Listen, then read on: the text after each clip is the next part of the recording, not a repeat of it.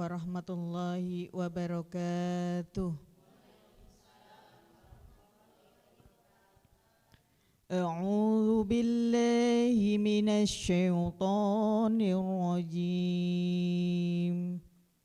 Bismillahirrahmanirrahim. Qul ya ibadiyalladzina asrafu ala anfusihim la taqnatu min rahmatillah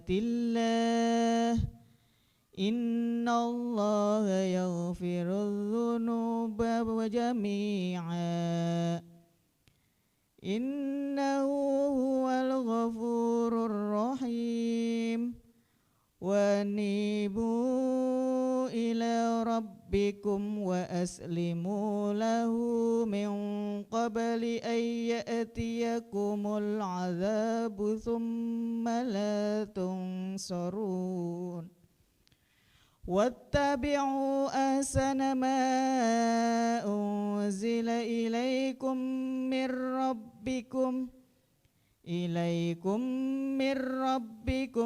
min qabli an ya'tiyakumul azabu baghtatan wa antum la tash'urun. Sadaqallahul azim. Bismillahirrahmanirrahim.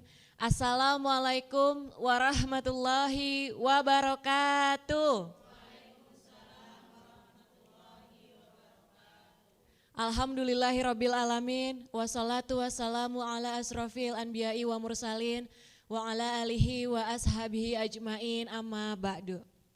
Mari bersama-sama kita panjatkan puji syukur atas kehadirat Allah Subhanahu wa taala yang telah memberikan nikmat sehat sehingga kita bisa berada di pagi hari ini dalam acara ngopi, ngobrol perkara ilmu. Ngopi yuk. Sebelumnya saya akan sapa dulu Bapak Ustadz Ahmad Haris Riswanto. Assalamualaikum Pak Ustadz. Waalaikumsalam warahmatullahi wabarakatuh. Gimana kabarnya Pak Ustadz? Alhamdulillahirabbil alamin, sehat. Alhamdulillah sehat. Gimana jamaah ibu-ibu yang hadir secara langsung kabarnya Bu? Alhamdulillah sehat juga nih Pak Ustadz. Semoga kesehatan juga dirasakan oleh pemirsa Sinpo TV dimanapun berada. Nah, tema ataupun topik ngobrol kita pada pagi hari ini adalah terkait penyebab rusaknya hati. Nah, seperti apa tuh? Mari kita dengarkan penjelasannya langsung dari Bapak Ustadz. Assalamualaikum warahmatullahi wabarakatuh.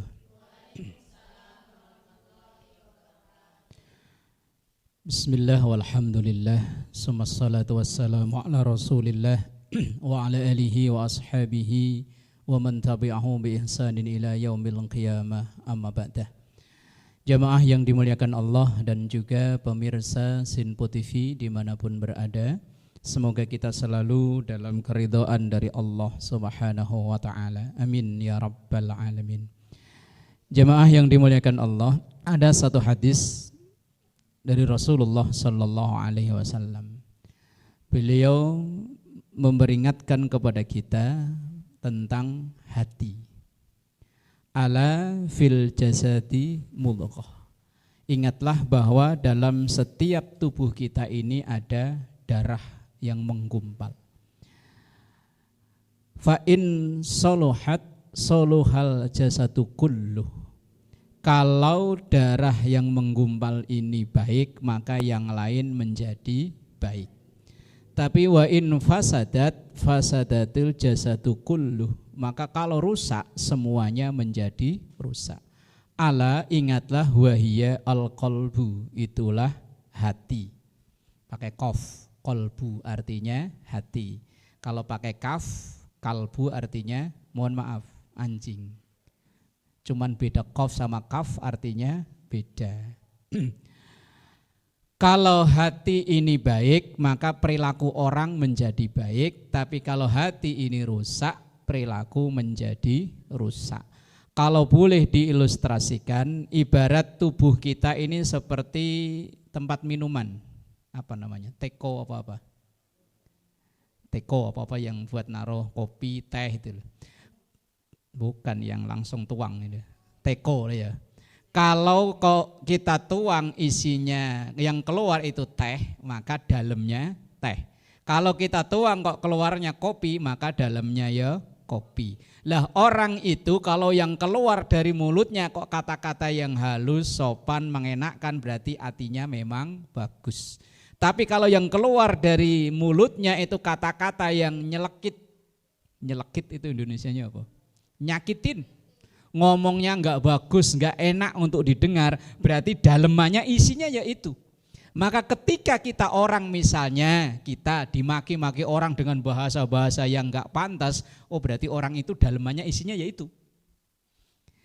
Ketika orang itu kok ngomongnya halus, oh berarti memang isinya itu. Nah, yang di dalam itu namanya hati. Nah, hati itu disampaikan oleh Imam Hasan Al-Basri bisa menjadi rusak. Awalnya semua kita ini baik. Kullu mauludin yuladu alal fitrah. Setiap kita terlahir dalam keadaan baik.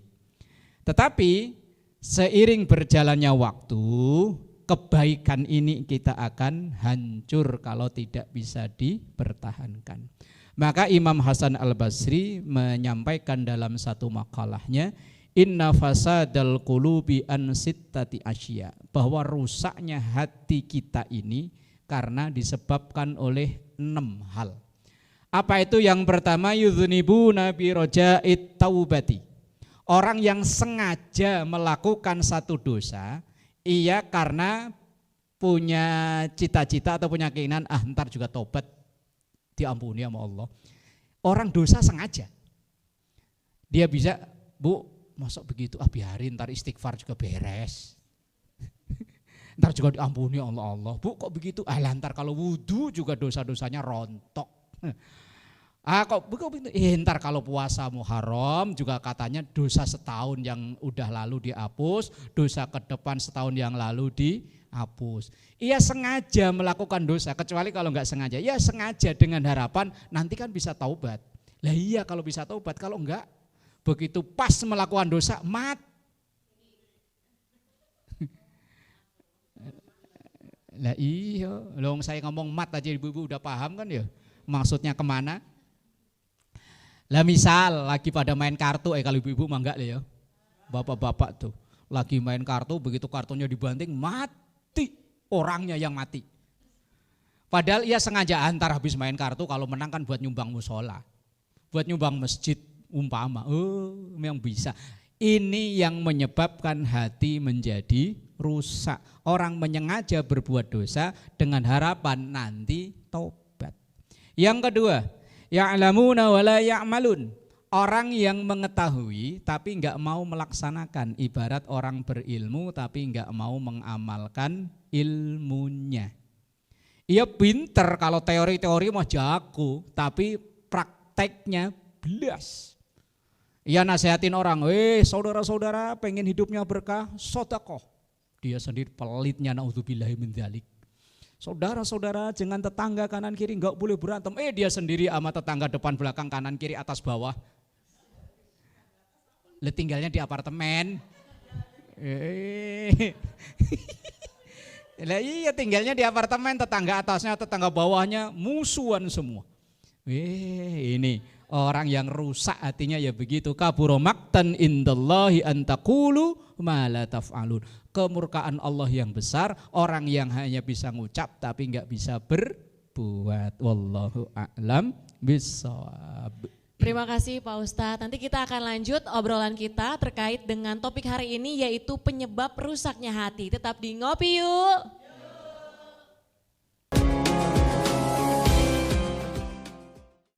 Alhamdulillahirrabbilalamin, kita masih dalam ngopi, ngobrol perkara ilmu. Ngopi yuk. Nah di segmen kali ini akan dibuka sesi tanya jawab terkait dengan topik yaitu penyebab rusaknya hati. Kita akan buka untuk 2 orang penanya. Silakan sebutkan nama dan juga pertanyaannya. Assalamualaikum warahmatullahi wabarakatuh. Nama saya Ibu Liana dari Majelis Taklim Al-Muhajirin Bekasi. Izin bertanya Pak Ustadz, apa yang harus kita lakukan dengan dosa-dosa kita di masa lalu. Terima kasih. Wassalamualaikum warahmatullahi wabarakatuh. Assalamualaikum warahmatullahi wabarakatuh. Izin bertanya Pak Ustadz, saya Ibu Purwati dari Muslimat Al-Muhajirin. Bagaimana kita yang belajar ilmu tapi tidak mampu mengamalkannya? Terima kasih. Wassalamualaikum warahmatullahi wabarakatuh.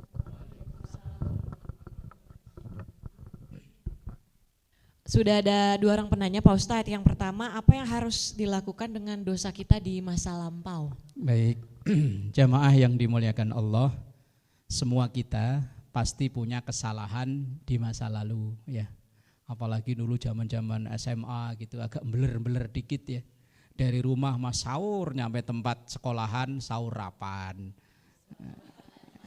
Sahurapan. Nah iya. Kesalahan kita di masa lalu yang pertama kita sesali. Yang kedua jangan berniat untuk ngulangi lagi.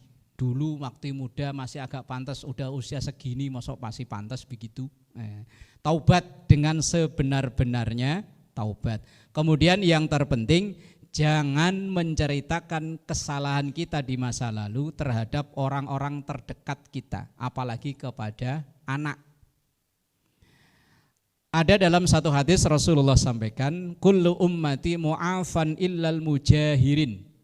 Bukan muhajirin loh ya, mujahirin, ntar kebalik lagi. Kalau muhajirin biasanya nama masjid, nama musola. Kalau ini mujahirin, hak sama jimnya dibalik. Kullu ummati mu'afan, setiap umatku itu kesalahan di masa lalu dimaafkan. Illal mujahirin, kecuali orang-orang yang justru mempublikasikan dosanya di masa lalu dengan bangga. Bangga kalau dosanya di masa lalu diceritakan, justru malah bangga. Misal, mohon maaf. Misalnya ibu-ibu dulu waktu mudanya kembang,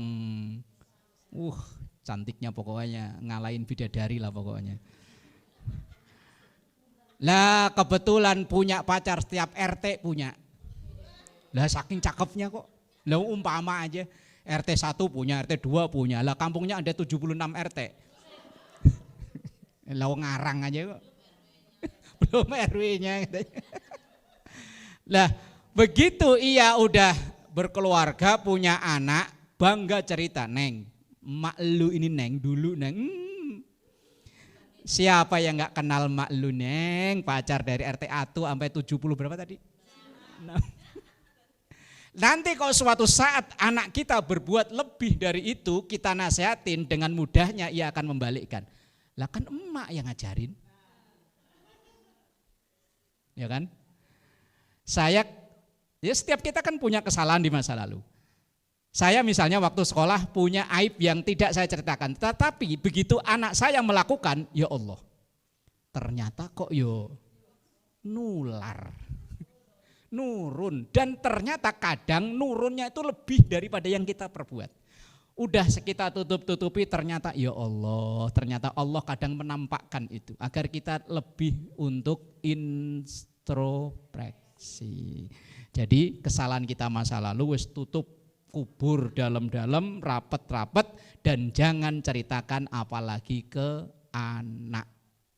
Bahaya. Bahaya. Anak sekarang lebih cerdas kok, tinggal balikin, kelimpungan kita mau apa. Yang kedua, bagaimana kita mempelajari satu ilmu tapi kita tidak mampu untuk mengamalkan. Tidak mampu dan tidak mau kan beda ya. Umpama kita ketika ngaji di majelis taklim, ngaji fikih bab haji, ya kan? Biayanya kan nggak dikit ya. Kita orang Indonesia udah puluhan juta. Apalagi masa tunggunya Jakarta Bekasi konon sampai 17-20 tahun yang reguler. Kecuali yang punya duit ratusan juta mah hari daftar langsung. Nah, ketika kita mempelajari ilmu tentang haji, tentang umroh sampai meninggal, ternyata kita belum bisa berkesempatan ke sana, apakah berdosa? Ya enggak. Wong memang kita tidak mampu. Tidak semua ilmu yang kita pelajari itu untuk dipraktekkan. Ada yang sekedar untuk wawasan pengetahuan. Misalnya, orang mempelajari tentang minuman keras. Apakah kita langsung ngecek sendiri dengan minum? Lah ya enggak tuh. Kita tujuannya mempelajari satu kejahatan itu untuk menghindari kejahatan itu. Ilmu itu dipelajari ada kalanya untuk kita kerjakan, tapi ada kalanya untuk dihindari. Misalnya kita di fikih belajar tentang hukumannya orang yang berzina. Itu hukumannya kalau dia udah pernah menikah maka zinanya begini. Kalau orang yang berzina belum pernah menikah hukumannya begini. Ini kan kita pelajari tapi tujuannya untuk dihindari, bukan untuk dipraktekkan. Maka tidak semua ilmu yang kita pelajari itu tujuannya untuk diamalkan, tapi ada yang tujuannya untuk dijauhi atau dihindarkan.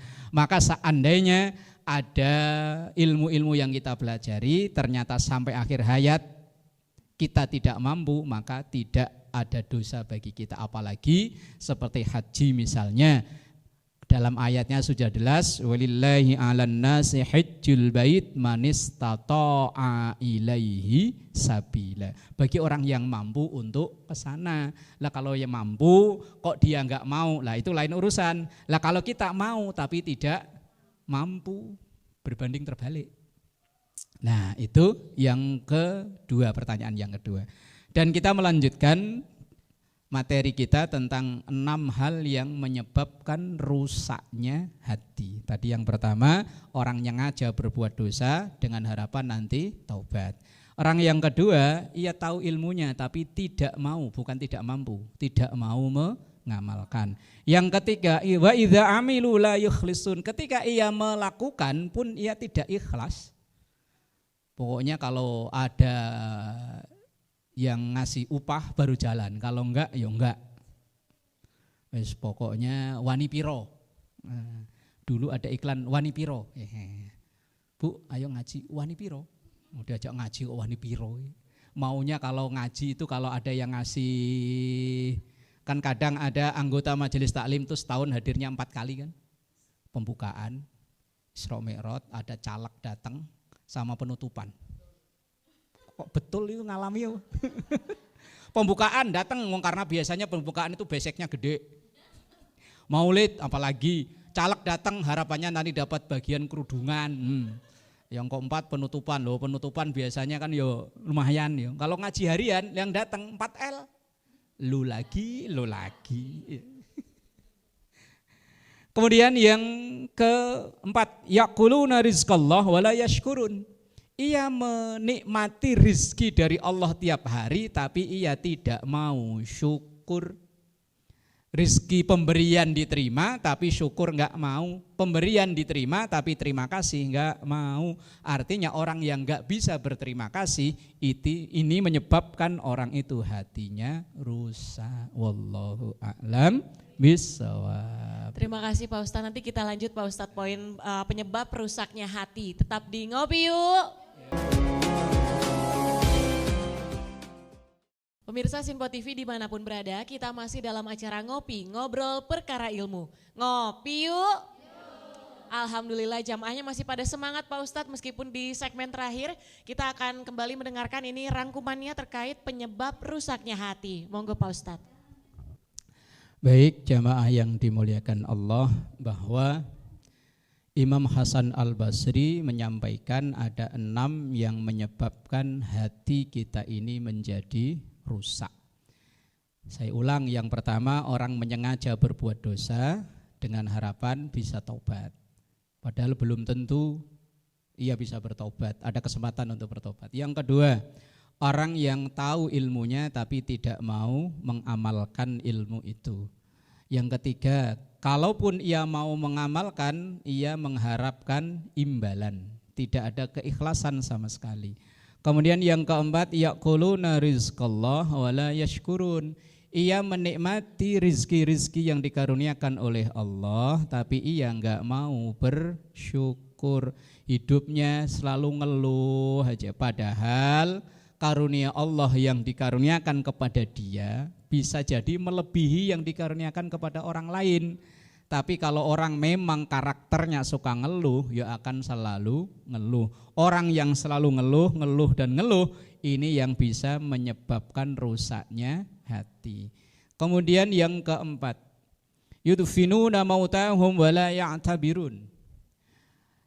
Sering ngelayat atau takziah bahasa kita, tapi tidak bisa mengambil pelajaran dari takziahnya itu. Bahwa hari ini dia takziah, ia mengucapkan innalillah, ia membaca doa Allahumma ighfir lahu warhamhu wa'afihi wa'fu anhu. Kalau laki-laki, kalau perempuan Allahumma ighfir laha warhamha wa'afiha wa'fu anha. Kalau Laura itu lanang ora wadon ora. Doanya gimana? Alah, iya. Orang masih hidupnya aja nyusahin apalagi lah iya meninggal nyusahin, doanya gimana? Kalau laki jelas Allahumma lahu warhamhu wa'afihi wa'fu anhu, perempuan Allahumma firlaha warhamha wa'afiha wa'fu anha. Lah si Laura tadi itu loh, lanang ora wadon ora. Apa iya Allahumma firlahuha warhamhuha. Ya Allah, wes enggak jelas. Nah, orang yang menyebabkan hatinya rusak itu, orang yang hatinya rusak itu disebabkan ia sering takziah, tapi enggak pernah mau ngambil pelajaran dari kegiatan takziahnya itu. Bahwa hari ini ia mendoakan, maka siapa tahu besok dia yang didoakan. Kita ini kan ngerasanya kayaknya hidup tuh masih lama banget ya. Ketika ada yang meninggal, nih kemarin kan ngaji bareng. Kok tahu-tahu sih? Padahal bisa jadi loh, Israel udah nungguin nih orang ini gantian hari ini nih jadwalnya nih. Lah ya nggak ada yang tahu. Kalau ibu-ibu mau duluan ya alhamdulillah, atau dibalik saya belakangan ya saya terima. Kan saya ikhlas saya mah. Nah kalau bareng-bareng berarti ada bencana. Nah, 6 hal ini bisa menyebabkan hati menjadi rusak. Yang poin yang ke-6 tadi, orang yang enggak mau mengambil iktibar atau pelajaran dari saat ia takziah. Hari ini takziah, enggak menutup kemungkinan besok ganti ditakziahi. Hari ini diziarahi, hari ini menziarah, bisa jadi besok tadi diziarahi. Wong kemungkinan bagi kita ini pasti ada. Kemungkinannya ada. Wallahu alam, kapan itu kan urusan Allah. Wallahu a'lam bishawab. Terima kasih Pak Ustadz, semoga kita dijauhkan dari hal-hal yang menyebabkan rusaknya hati, dan semoga topik obrolan kita di Ngopi Pagi ini bisa bermanfaat bagi seluruh pemirsa Sinpo TV dimanapun berada. Saya Tiara Dianti, mewakili kerabat kerja yang bertugas, pamit undur diri. Terima kasih. Wassalamualaikum warahmatullahi wabarakatuh.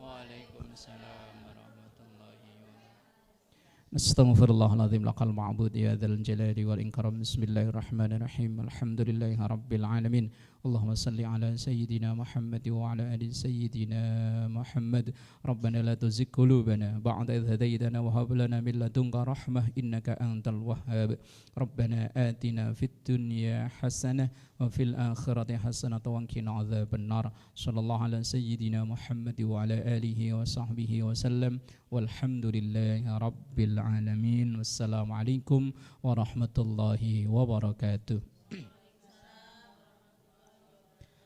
Astaghfirullah Rabbal baraya. Astaghfirullah minal khataya. Astaghfirullah Rabbal baraya. Astaghfirullah minal khataya.